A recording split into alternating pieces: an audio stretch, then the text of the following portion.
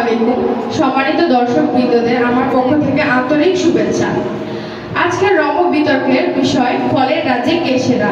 আমরা ইতিমধ্যে দেখতে পাচ্ছি সম্মানিত কাঁঠাল মহোদয়, সম্মানিত বাঙ্গি মহোদয়, বিশিষ্ট কলা, সুখ্যাত আম, বিখ্যাত গাব এবং রসালো তরমুজ মহোদয় বসে আছেন।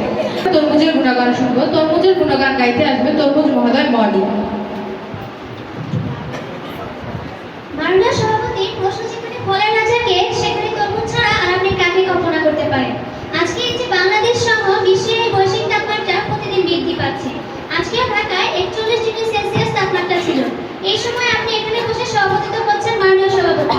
আপনার মনে এখন অজান্তে যাচ্ছে যে এখানে যদি এক গ্লাস তরমুজের জুস হতো তাহলে আমার প্রাণটা শান্তি পেয়ে যেত। মাননীয় সভাপতি, এক টুকরো তরমুজের জন্য আপনি নিশ্চয়ই অপেক্ষা করছেন। এমন পরিস্থিতিতে যদি আজকে জীবনানন্দ দাশ থাকতেন, তখন হয়তো তিনি বলতেন, আমাকে 2 দণ্ড শান্তি দিয়েছিল বরিশালের তরমুজ। মাননীয় সভাপতি, মাননীয় সভাপতি, আজকে আমাদের কাঁঠাল আপা বলে গেলেন, আসেন আগে তার বিষয়টাই দেখে নেই। কথায় আছে, পিরিতি কাঁঠালের আঠা লাগলে ছোটে না।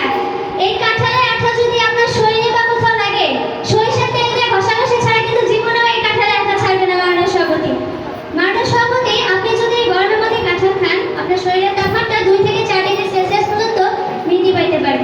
এক্ষেত্রে যদি আপনি তরমুজ খান, আপনার শরীরের তাপমাত্রা বাড়বে না, আপনার মস্তিষ্ক থেকে পুরো দেহ একেবারে ঠান্ডা হয়ে যাবে। মাননীয় সভাপতি, এই যে প্রতি বছর যে রোজা আসে, আর সারাদিনের তৃষ্ণা এবং ক্লান্তি দূর হয়ে যাবে যখন আপনি তরমুজের একটা পিসে কামড় দিবেন। দেখবেন সাথে সাথে আপনার হৃদয়টা শীতল হয়ে যাবে। এই গুণটা কিন্তু অন্য কোনো ফলের মধ্যে নেই। মাননীয় সভাপতি, সুতরাং